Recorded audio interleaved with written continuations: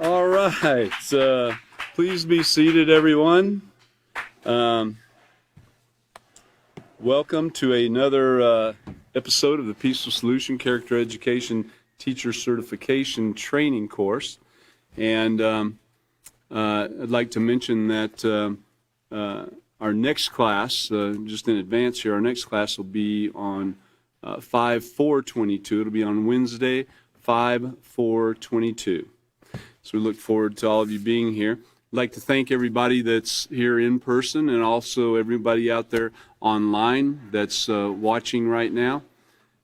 Keep in mind that you can download the books or pages of the books, whatever you're looking to do to simplify it and to be able to follow along and really get the picture of what's taking place.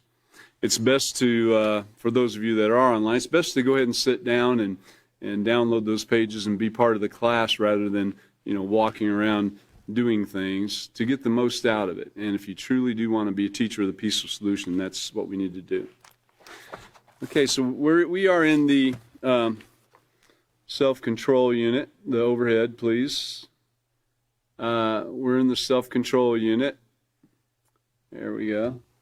Let's see if we can. Okay. Yeah. Okay. So there it is right there for all of you if you want to see it there. And we'll be continuing on page 75. That's where we stopped at on the last class. But before we start there, let's go on back to the lesson plan and take a look at our guide. The Peaceful Solution doesn't leave you stranded. We recommend that you get the teachers unit. So you have the lesson plan in there, and you also have some of the most frequent answers that are given to some of the questions and so forth, so you can study it. And it really does help to have the teacher's manual. So let's go to Lesson Plan 3, page D. And we're going to look at procedure number 7. Now, we read a little bit of procedure number 7 and took care of that earlier, 74, and the missing page. You look at procedure 6, and it ends talking about page 73, and then it skips 74 and continues on pages 75 and 77 in procedure number 7. So, number 74, though, it was a very important page, actually, and we did cover that last class. So we'll be continuing on page 75. Now, procedure 7 says, tell students that there are other appropriate ways to deal with anger. And the reason it says other is because we've already talked about some of the appropriate ways to deal with anger in the previous lessons. And so there's other appropriate ways to deal with anger, and we're instructed to read the appropriate ways to deal with anger found on pages 75 through 77. So we're going to do that, and we're going to talk about that a little bit and some of the things you can point out to students. Keep in mind to take notes, and you might want to write some page numbers down too on some of the when we're talking about this and some of the things talked about, and it will help you to have it available for when you teach class. It'll be there at your fingertips, and also to go back and review. So we're going to turn to page 75 and 77, and in doing so, we're going to review each point separately and stress that by incorporating these tips as part of their anger management plan, the students are learning to respond to anger in a healthy, effective manner. And so that's what we're going to do. So let's go ahead and turn to page 75 now. And page 75, we ended at the bottom of the second paragraph, so just a real brief review here on that. If you look up to the top of the page, appropriate ways to deal with anger. Now remember, this is other appropriate ways. We've already talked about some things. So speak in a respectful tone of voice and use respectful words. Speak in as normal a tone of voice as you possibly can. Don't start screaming, yelling, shouting, raising your voice. That never did help anything. When you start raising your voice, then the other party starts raising their voice, and it's a shouting match. It's arguing. And you really don't even realize how loud you're getting until someone else comes along and says, hey, you guys are kind of loud there, That has occurred. And I mean, it's occurred to me before too, and probably most of us. And getting to the point of like cursing or name calling or something like that, threatening to hurt somebody, a lot of times all those threats anyway are exactly that, just threats. Well, I'm going to do this to you, and a lot of people have gotten in real trouble in making these threats where they were kind of just threatening, and the other person took it serious, and they got hurt. So rather than resort to these ways in dealing with anger, we want to have an opportunity to work it out and take time to explain to people what's going on with you and possibly why you don't agree with what's going on. Remember, anger is a secondary emotion, is letting you know that you don't agree with what's going on.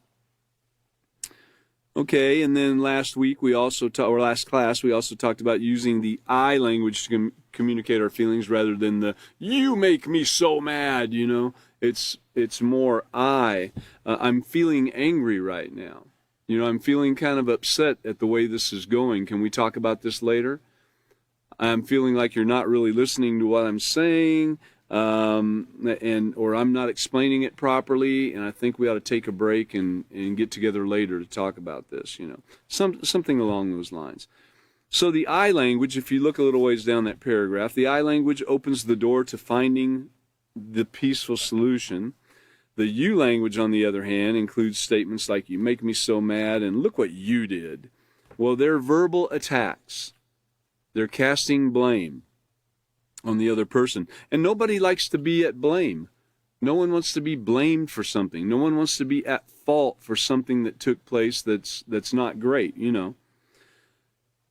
So when these things are taking place, these verbal attacks and casting the blame, they cause the other person to react defensively and the situation to escalate and into a much more antagonizing thing. Using the I statement shows that you take responsibility for your feelings and desire to work out the problem peacefully. And that's what we should be wanting to do. We should be wanting to work out every conflict and every problem in our lives in a peaceful manner. We need to get war and hatred and violence out of us, because it's not beneficial. I mean, look around us today and look at the blame that's being placed on one nation from another nation, and from that nation to the one that blamed them. And it starts out as an arguing match and starts out as some sanctions and some things being done, and then it ends up in people being killed. Families torn apart and destroyed, and property destroyed. It's not the right way to go. So you should be able to look around and see that that's not anything that you want a part of, All right, well, in the next area there, the next bullet point or arrow, behave in a peaceful way. So peaceful behavior means not posing any physical threat to anyone. In addition to keeping your hands and feet to yourself, peaceful behavior also includes not throwing, slamming, or kicking objects.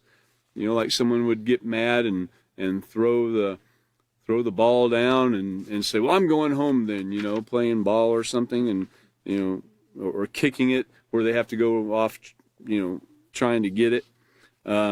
I've seen people throw phones on the floor and stomp on them.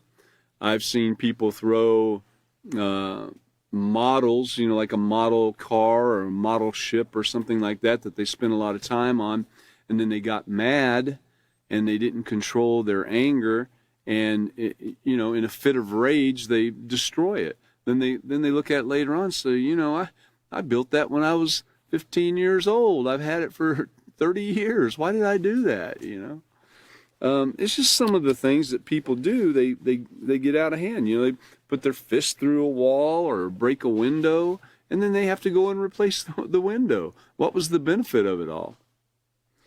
So when violent behavior is practiced in front of others, and if you can look back in your life and see when you ever saw that taking place where someone was being violent, whether it be the throwing or kicking or cursing and all these things taking place. But what about someone violently attacking you verbally? You know, a violent verbal attack with all the tone of voice and the disgusting look on the face and the blood pressure up and the heart beating fast and the red face and clenched hands and everything.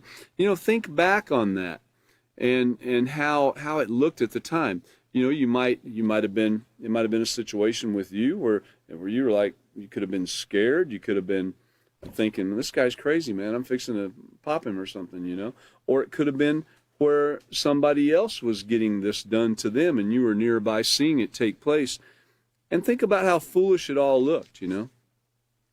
Think about how foolish it was to see something like that taking place around you. And then if you were involved in it, of course, your emotions are really flowing and all, and we can let it get out of hand if we don't carefully practice self-control. So it causes fear, anxiety, and tensions. And if our behavior causes fear and anxiety in others, which, you know, I'm hoping it never does, the situation can quickly become hostile. Over on page 76, violent behavior is unhealthy. It prolongs your anger and can provoke an angry response from others. Think about it. It is unhealthy, but it also prolongs the anger. If you're in a fit of rage and throwing things and kicking and punching the wall and all, it's not slowing down. It's progressing. It's only getting worse. So it does prolong it and can provoke an angry response from others. Peaceful behavior, on the other hand, also means being willing to compromise. Now, this is a big deal, being willing to compromise. Now, we never want to compromise. In fact, it says at the bottom of the paragraph, we don't want to compromise into doing something wrong. Now, compromising is like I'm painting a room, and my little brother wants a green room, and I want a blue room.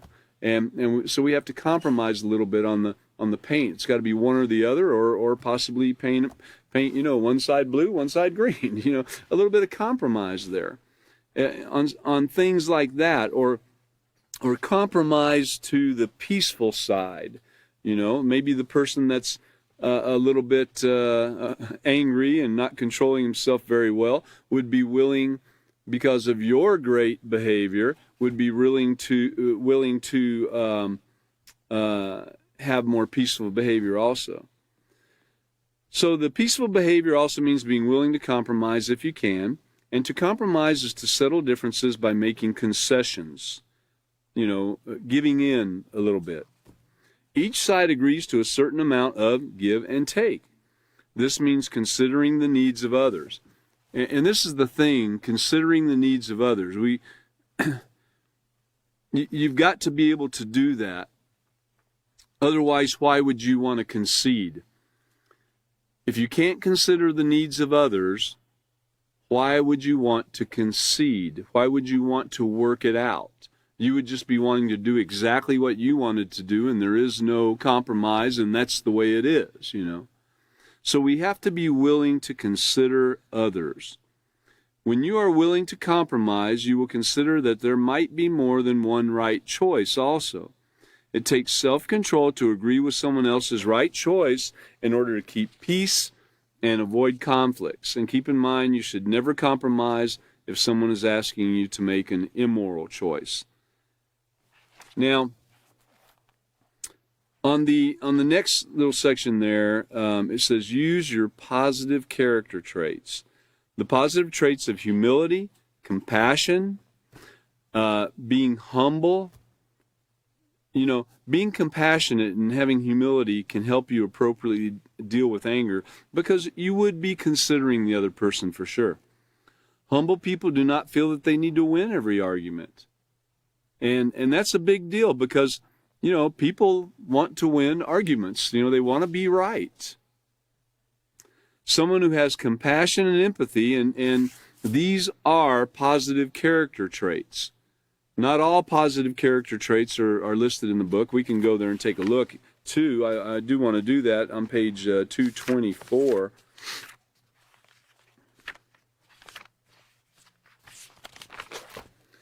If in your self-control book you turn to page 224, what we can see is a list of some positive character traits.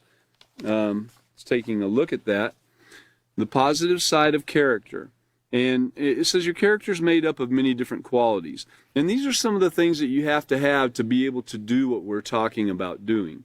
You know, if we're going to practice self-control, if we're going to consider others, if we're going to behave peacefully, you know, you've got to have these traits going on in your life.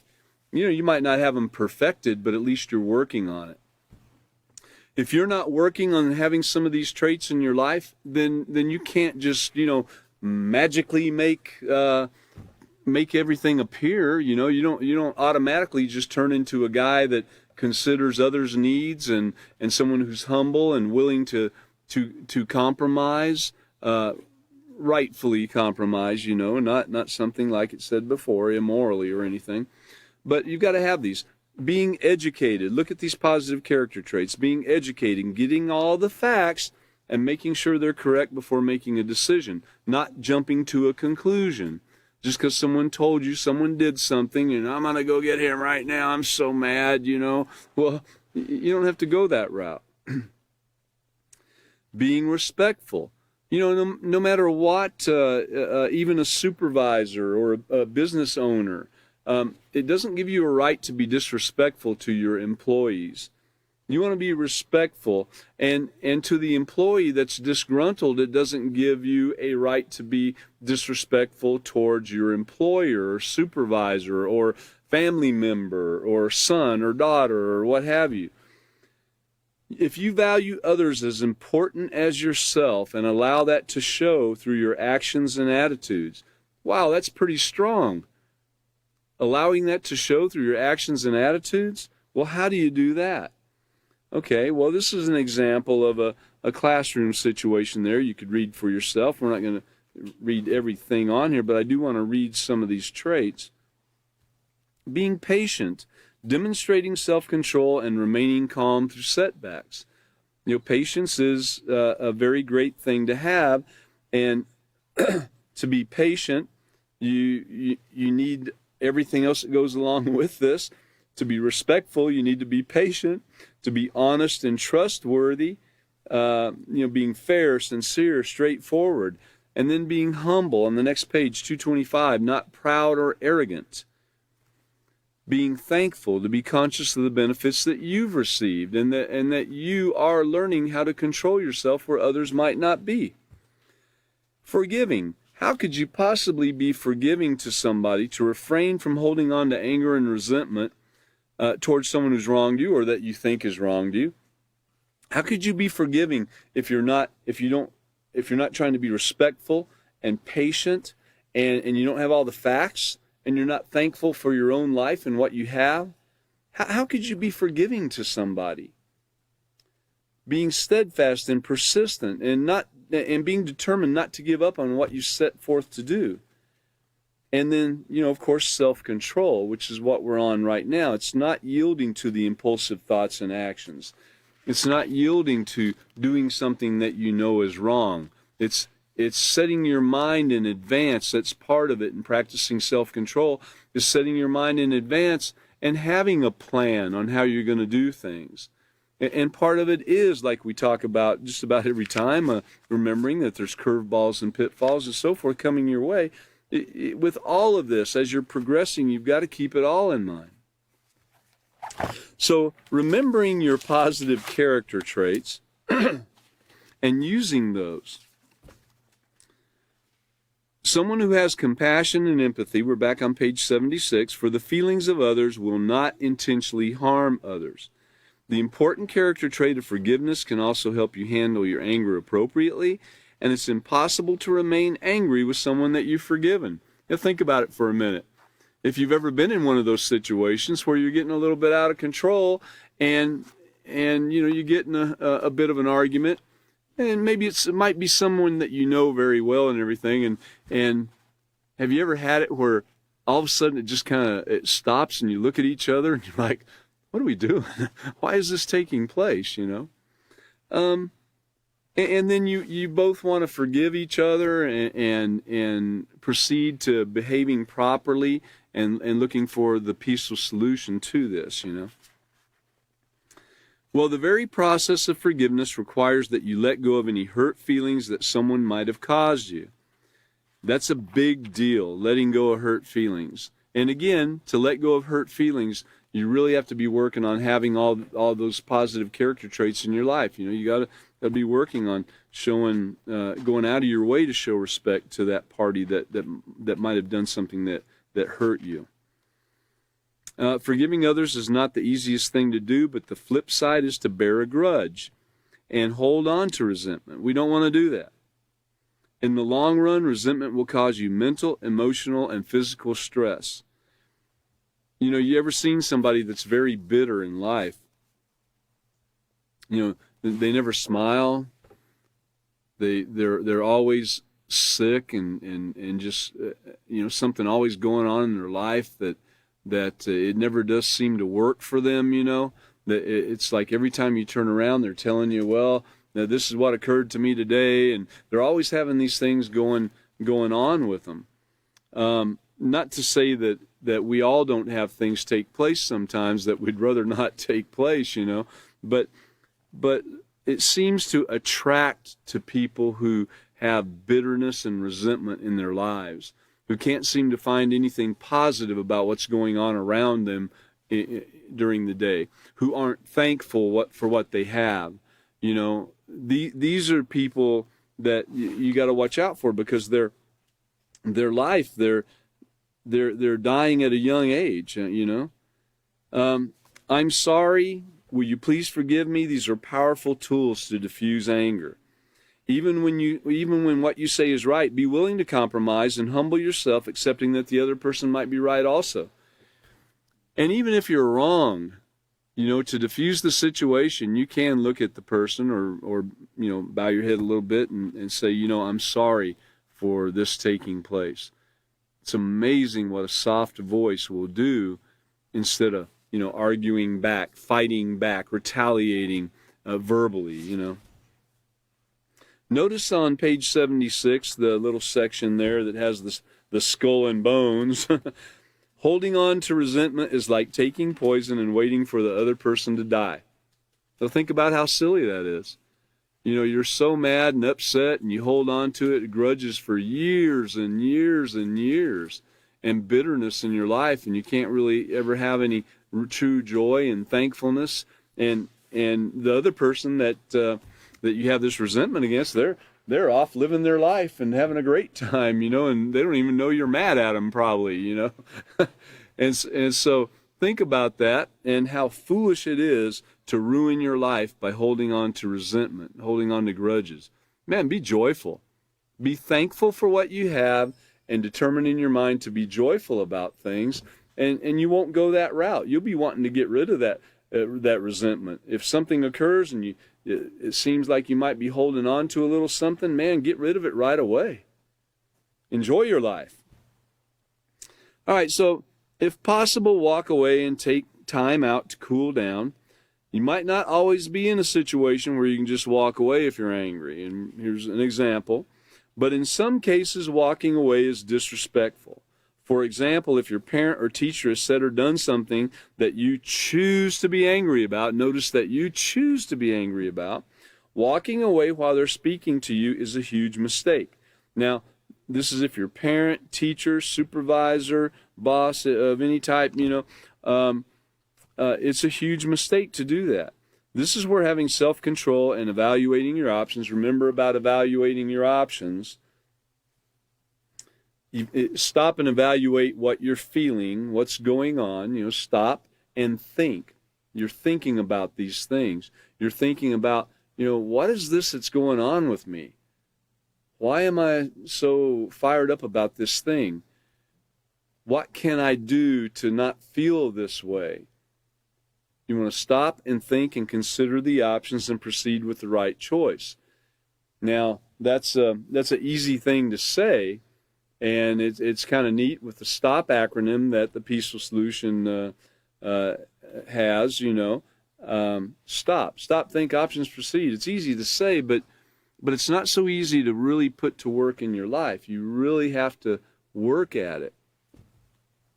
And that evaluating, that's a big deal. Evaluating what you're thinking and considering, is there another way to do this? Could I be thinking about cool thoughts? I'm so mad at him. And the more you repeat that, I'm so mad at him, I'm gonna, why did he do that to me? If you keep piling that on, it only makes it worse. Stop and think about, those thoughts and say, you know what? He might be having a bad day. Or, you know what? I might be looking at this just a little bit too severe. You know what? Is this really going to mean anything 10 years from now?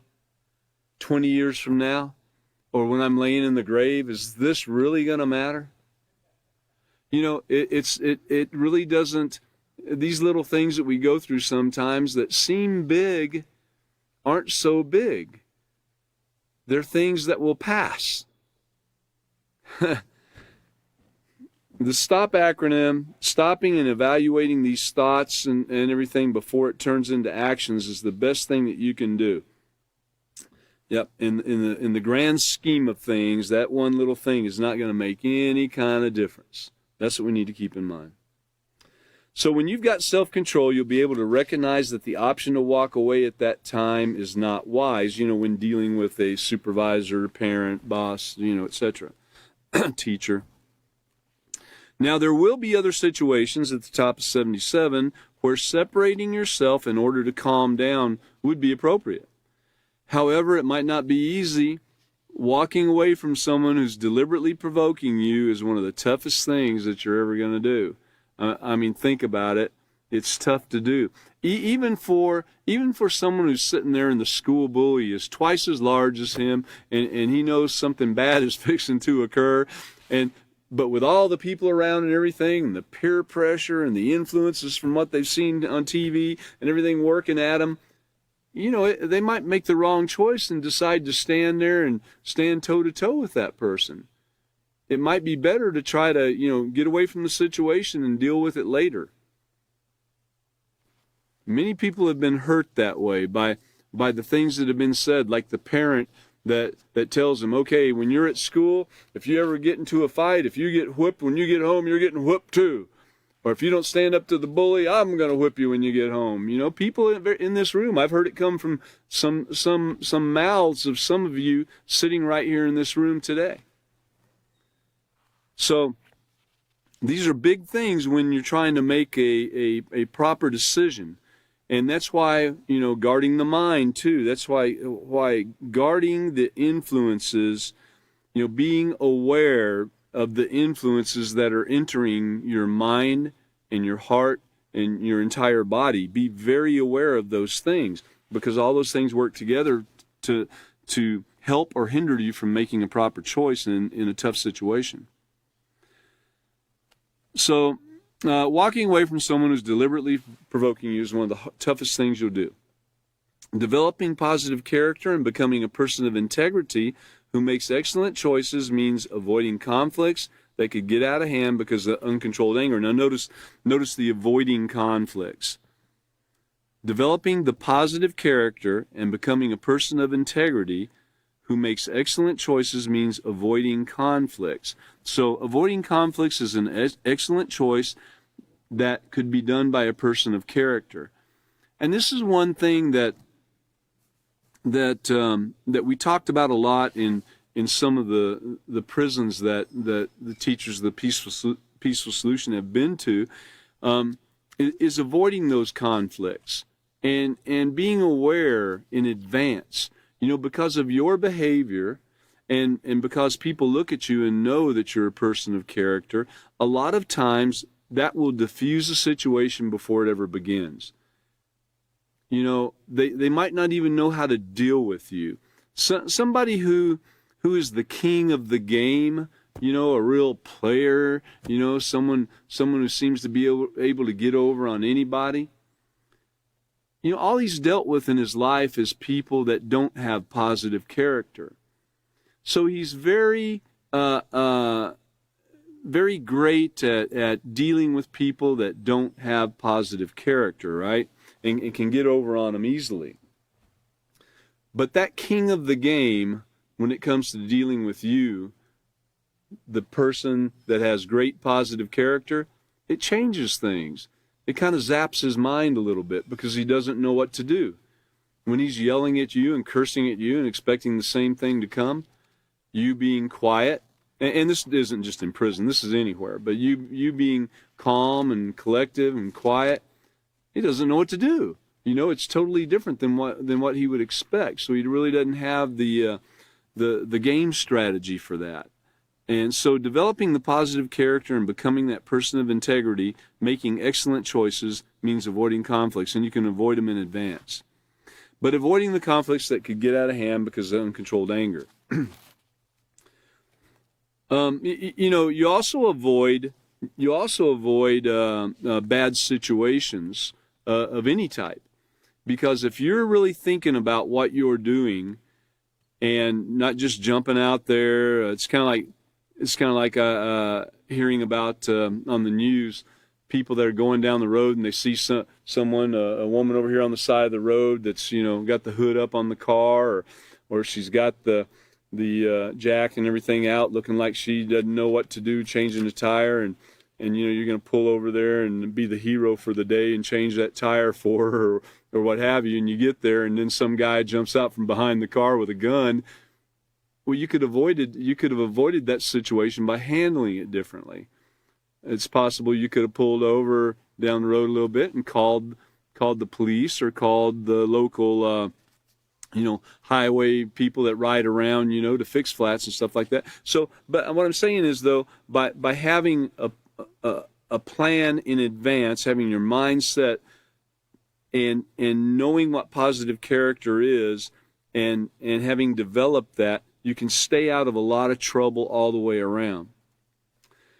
Another way in which you can diffuse the anger, though, getting back on the anger, is to make a timeout agreement ahead of time.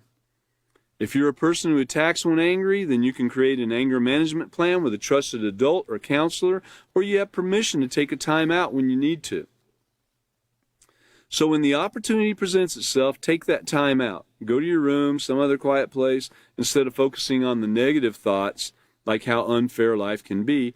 Take a little mini mind vacation. For those of you that were here at the last class, you remember the picture there showing the water, beach side or lake side, a little mind vacation. And of course, from previous classes where it was described how you can change a lot of how you're thinking by your physical aspect also. If you're hot and just got off work and you had a rough day, you're going to be more susceptible to making a wrong choice probably. Whereas if you've gotten home, taken a shower, changed clothes, eaten something, you're kind of kick back a minute, and reflecting on the day, and you can make right choices much easier because of your physical and your mental frame of mind, your physical state and mental frame of mind. So think of some quiet, peaceful place you've been, or create one in your mind, and concentrate and focus your thoughts on that spot, that vacation spot. Once you're calm and have sorted through your emotions, go back and deal with the problem effectively, calmly and peacefully. During that time, you might even call somebody to get some advice. Be willing to compromise if it's appropriate to do so, and there's going to be more on how to communicate your needs even in the next chapter.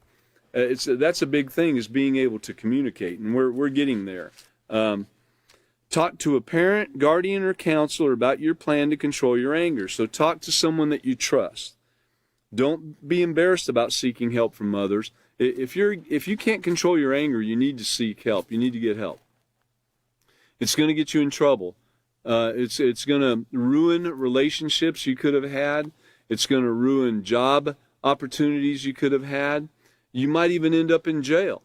So if you have uncontrolled anger, you need to seek help and formulate an anger management plan. That outlines ways you can control your anger. For example, your parents, friends, whatever, see you're getting frustrated, they can remind you to take a time out or count to 20 before continuing the conversation. If you're out of control and your mouth is going 100 miles an hour, you can stop for a little bit, count, take a deep breath, all these things, drink a glass of water, do something to slow things down. There's countless ways that you can utilize the help and concern of those who care about you. You might be surprised at how helpful your parents or guardians can be when they know that you need their help. So when you're doing this, the thing that we need to keep in mind is that you have to want to do it. You have to want to do it. No one can force you to do it. And if you don't want to do it, you're not going to. If you're in that comfortable space of your uncontrolled anger that you've been in many, many times in the past, and you feel very comfortable with it, and you don't want to let go, then you're probably not going to. It's an uncomfortable thing, change. But once you do it, and once you're able to stop and look at the situation, it's like the handcuffs are off. You've been let free. It really does. That change in your life is an awesome thing. Now, getting these things over to the student, with the Peaceful Solution, we have some videos, we have some recordings, we have some music and so forth that you can get to. Due to the lack of feasible time to actually play those things, we're not going to be doing it in this class. But those of you that have the teacher's manual and are striving to be teachers of the Peaceful Solution, look into it and see what you can get. It can help you, and it can help your students too. The examples, by seeing some examples of these things taking place. So notice in the box at the bottom of the page on 77, it says, strive to be humble, apologetic, and willing to seek a compromise. In other words, find the peaceful solution.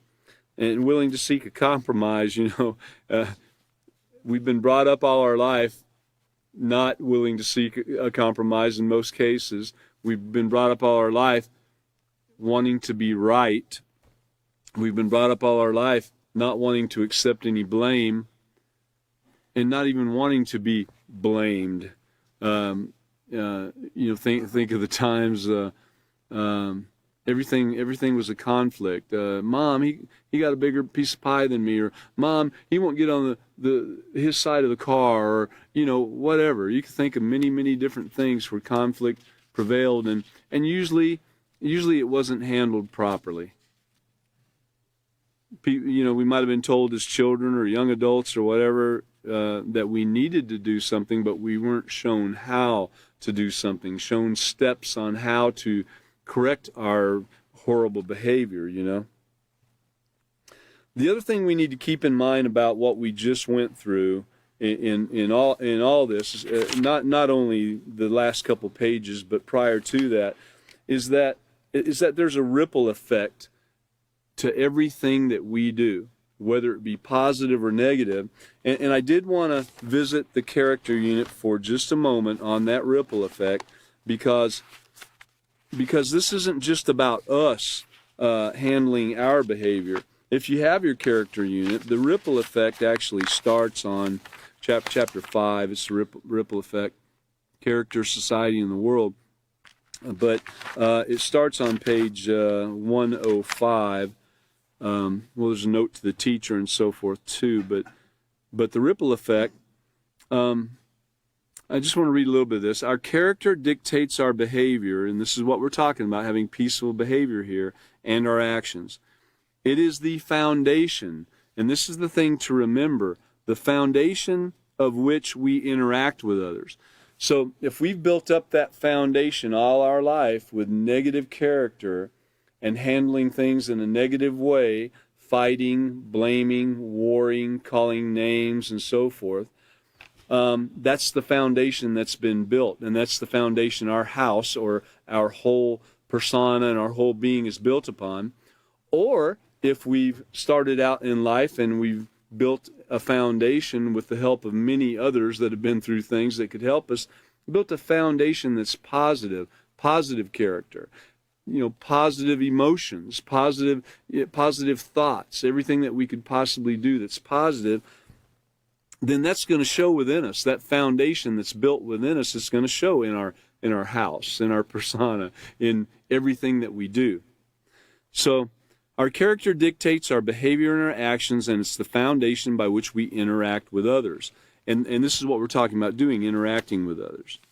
There are very few activities that we do on a daily basis in which we are not directly interacting with someone in some way, somehow.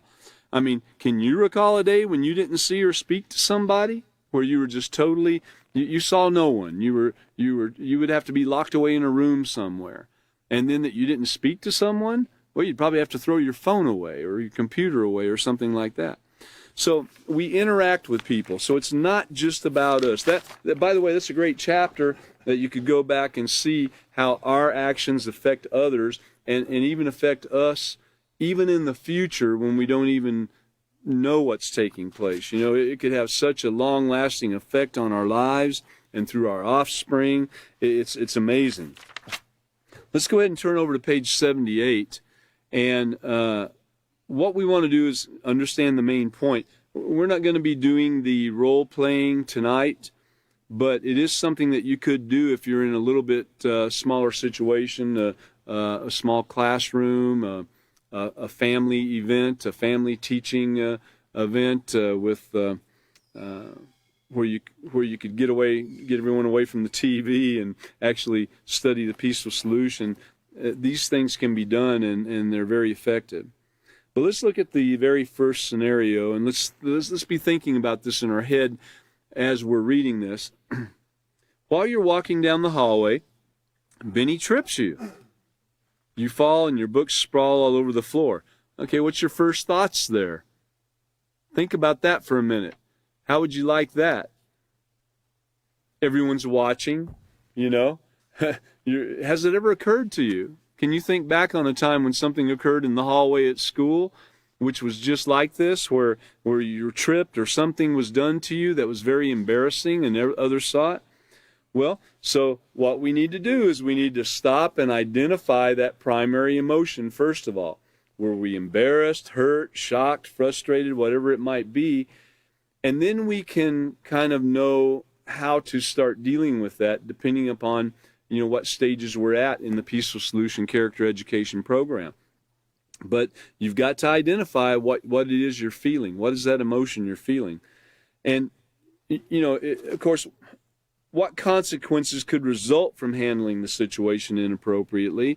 Of course, a fight, getting suspended if you're in school, getting fired from a job, somebody getting an eye knocked out or getting cut and bleeding to death, or in many times, I know in the town I'm from, more than once it's been known that somebody got in a fight at a bar and got hit, fell backwards, and the head hit the concrete and they died there on the spot. Not thinking that was going to be their last day of life. I'm sure they would have done things differently if they would have known that was going to be the outcome. So we do want to think about the possible outcomes of our actions also. It might seem that you can't do all that in that short period of time. Here you are laying on the floor, the books are all around, people are laughing and everything, and you've got to stop and think about all these things before you take action. Well, you think about it quick. When you're practicing the peaceful solution, these things come to you much quicker than they would if you weren't practicing the peaceful solution. And that's the key to this thing, is practicing it. And look at number C, or letter C. What cool thoughts would you think to handle the situation appropriately? And so this right here is the thing, controlling those thoughts. So something triggers it, and then you got thoughts which lead to feelings, and feelings which lead to actions. So we want to get hold of those thoughts, and instead of feeding fuel to the fire and saying, I'm going to get him and just wait till I get up, or having all these things, why not think, he might not have even done it. It might have been an accident. Give him the benefit of the doubt. Or, I'm not going to get angry about this. Remember, would this really matter in the scope of life, 50 years from now, would this thing really matter, me laying here on the floor? You could get up and laugh with them. Oh boy, I tripped or something, you know. You can determine in your mind not to get out of control. It's hard to practice. But see the word practice, practicing the peaceful solution, it's hard to do this. I'm not kidding you. It's not easy. But you can do it. You can practice it. You really can. Just try it one time, you know. Next time something takes place and that trigger hits and you know that you can feel it coming, you're angry, try to do it differently. Just stop and you know, let your hands down and lower your head or something, you know, and cool down and think about the other person, having real consideration and care and concern for the other individual. How could you possibly have bad thoughts about the person? Think about it. If you want to really practice the peaceful solution, and so for those of you that are online out there right now, and those of you that are, you know, everyone here, I hope, is wanting to be a teacher of the peaceful solution, you've got to be aware, and I say this pretty much every time, but you've got to be aware that you are teaching right now. In everything that you do, in every action you take, if you're arguing with somebody, it's being taken note of by those of you that are around you. Don't think it's not. So, and here's a possible way to solve the situation in letter D. Is this a situation you could walk away from? And, you know, to ask for an explanation of the answer, yeah, you know, and one of the possible things is you could apologize for getting in their way and walk away. That's one way. That's pretty tough right there, you know. Remember, we already talked about that in being able to forgive and apologize and all. That's pretty tough, apologizing for that, for getting in his or her way, you know. But if you can do it, do it. If you got to get up and laugh about it too and say, oh man, I must have tripped or something, you know, then do it. But don't get up fighting. Don't get up with rage. We're going to look at another one here, another one of the scenarios. Okay, so let's look at number 4 on page 80. Number 4, you're at school, work, whatever, you give the wrong answer when you're called on. Your classmate, coworkers, whatever, turns around and calls you stupid. Oh boy, what are you going to do now? In front of everybody. And as if that wasn't bad enough, he encourages his friends to call you stupid also. And even though you ask him to stop, he continues to tease you and call you names. Man, is that tough or what? So stopping again and identifying the primary emotion, you know, if you're practicing, it'll come quickly and you'll be able to do it very fast. But if you're just getting started and not really used to it, you might have to sit there a minute with a blank look on your face while you're trying to figure this out. But identifying your primary emotion.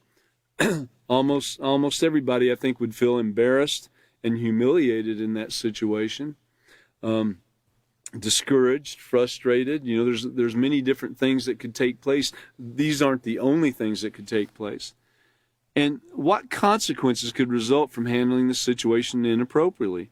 Well, just like before, it could result in, you know, be thinking of some ways right here. I'm talking, but you could be thinking of some ways in your own mind here on what some of the consequences could be if you did wrong here and jumped up and did something that you really shouldn't have done. You know, things like this has led to people getting killed. Things like this has led to fights, physical impairments, and you know, broken friendships, broken education, many different things, fired from jobs. So there's all kinds of consequences. So what cool thought could you help to resolve this conflict? All right, well, think about it a minute. You're there, he's turned around, call you stupid, and trying to get everyone else to call you stupid, and everybody's laughing, and you're the big dunce right there, you know, and and you're feeling it, embarrassed and humiliated, what could you do? What cool thought could you possibly have to help solve this conflict? That is a tough one right there. What are you going to do? Get up and say, well, he's right. I guess I am stupid. Well, no, I don't think you're going to do that. But what would you do, really? Think about it. So, a cool thought could be, and here's an example, getting mad isn't going to help. He wants to make me angry, which you're already feeling some anger because the secondary emotion, you don't agree with what's going on, so you already got it there, but you don't have to have uncontrolled anger. Okay, I refuse to give in to him. I made a mistake, but I'll certainly keep aiming for my best. You could say something like that even. I'm sorry, I made a mistake, and I'll try to do better next time. Something like that. If you feel like you really need to say something, but determining in your mind of not giving in to that war and not giving in to the rage is the thing to do. That's the thoughts that you could have. Now, is this something, letter D, that you would want to bring to the attention of your parents or guidance counselor? Well, yeah. Yeah, you would want to. Number one, you'd want to know if you dealt with it properly, run it by them, see if you dealt with it properly. And number two, being it was rude for the person to do that, and it was very inappropriate, and it could have caused many, many different consequences like we talked about, and so you could talk about that too on, especially if it turns into a continuing thing where, the person looks at you again, the next class he looks at you and snarls, So, all right, we have time for another scenario, I believe. So, number 5, you're putting your supplies away in your locker, and suddenly the class bully slams the locker door against you. Now, you know what, guys, or everybody out there, this is real stuff. These are things that really do occur, every day in some kind of hallway at a school somewhere, whether it be middle school, elementary school, high school, whatever the case might be. And are y'all thinking about this? Have you ever seen these things take place in your school when you were going to school? Did you ever see it? Shake your head up or down, up or back and forth for no, or you can shake it back and forth for yes if you want to. But have you ever seen it take place? Yeah. So these are real deals right here. And what would you do, or what did you do? What would you do if this today? What would you do if the bully slams the locker door against you in the hallway and everybody's there? You're between classes for that little 3-minute deal you got to get to the next class, and you stop by your locker. What would you do? Well, what's the primary emotion? You got to think about it for a minute. What am I feeling? What am I feeling here? And so you think about it, and, you could feel shocked, hurt, embarrassed, humiliated. We have something in common with all these scenarios we've talked about, is the embarrassed and humiliated.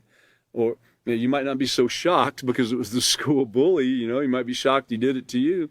But what are you going to do at this point? This is what we have to be practicing. This is why we have to be practicing the peaceful solution in everything that we do, because when one of these shocking experiences comes about to where, it could be a supervisor, a teacher, or something like that does it to you, that has had a bad day and showing you some disrespect, what are you going to do to them? Are you going to retaliate? Are you going to take the hit? Are you going to take the punch? Are you going to take the hurt? You're putting your... So, anyway, the consequences could result in handling it inappropriately. Of course, there could be a fight. You could be suspended, fired from your job, or whatever, wherever this is taking place at. All these things is just like the other scenarios that we talked about. Could go to jail. Someone could die. Someone could get hurt really bad. What cool thoughts would you need to handle this situation? Well, just like the others, as long as you can keep your cool, and as long as you're determined not to let rage take hold, you can handle this deal. Count to 10, take a deep breath, do these things. Let your shoulders down, let your arms down a little bit. Kind of get out of that tensed up mode. Unclench your fists. All these things are things that you can do to help start cooling the situation down a little bit. Don't put more fuel on the fire. And, hey, here it is right here. In this example, at the end, it says, I can handle this situation. This moment won't last forever. So in the scope of life, what is this? It's nothing. I can apologize for getting in his way. Now, is this one of the situations that you could possibly walk away from? Look at D on the top of page 81. Is this a situation you should walk away from? Okay, yes or no? Think of your answer. Well, yes, this is one you could walk away from. There's no reason to argue with the person. Two wrongs never make a right. This is one of the first statements, one of the first ones, not the first, but one of the first statements that the author of the Peaceful Solution has made at the front of the Peaceful Solution. In the first unit, he says that his dad always taught him that two wrongs don't make a right. So see, he was having a firm foundation of positive character being supplied in his life. So he had a great foundation to grow on and build himself on. Yeah, he had some negatives too that were in there in life, which we all do. But he had parents that cared and wanted to see him treat people properly. Another thing he said was always keep your word. When it used to be done on a handshake when an agreement was made, and a man never broke his word. If he did, he was considered just sorry, So, anyways, two wrongs never make a right. You could apologize, remove yourself from the situation, go to a safe place, and also report that this is taking place to those in authority, teachers, principal, etc. And looking at the bottom of page 81, remember you're the only one that has control over your own behavior. Nobody else does. Remember the picture back on page 70 of the puppet on the string. You can give that control over to somebody. You can, if you're going to be in control, then you're practicing self-control, you're practicing the peaceful solution, and you're not letting somebody else run your life or because of the things they're doing influence you so much that you make the wrong choice and do the wrong thing. So you want to have control of your own life. You want to be the one with the strings, Don't let it push your buttons. Remain humble and apologetic. And I remember one of the great teachers of the Peaceful Solution giving the example before of a battery, and I'm not talking about myself. I have used that before, but I got it from him. But using the picture of a battery and saying that, here's the negative post and here's the positive post. You have to have both for the battery to work. And so keep in mind when someone comes up and pushes your buttons, they're given that negative right there. And so for everything to work properly, you come back with the positive. But you do have to have that negative so you can tell if you're even using the peaceful solution. And to tell if you've changed, if your character has changed, you have to have those negatives come at you sometimes. And so he said, actually, you could look at that person as a friend because they're helping you find your weak points, right? That person that comes up and pushes your buttons and you're ready to kind of go off for a second, and you start identifying what you're feeling and having cool thoughts. And one of those cool thoughts and one of those things to have in your mind is this influence, is that look at that person as a friend because they're helping you to find where you have some weakness that you can work on, okay? So with that, I'd like to thank everybody for being here this evening and coming to the Peaceful Solution Teacher Training course, the certification course. And really, you can try that one tonight too. I like to leave a little something for you. Try that tonight. Think about that person being a friend. When someone comes up and pushes your buttons and you're like, why is he doing that again? Think of that person as a friend because he's letting you see that you haven't quite got past it yet to where you're automatically out of the chute thinking cool thoughts, okay? So remember that, and remember the next class is going to be on 5/4/2022, and that's on Wednesday evening at 5:30. And Chris should be the teacher, and so everyone should look forward to that. And we look forward to having you here again for another Peaceful Solution class. Thank you very much for being here.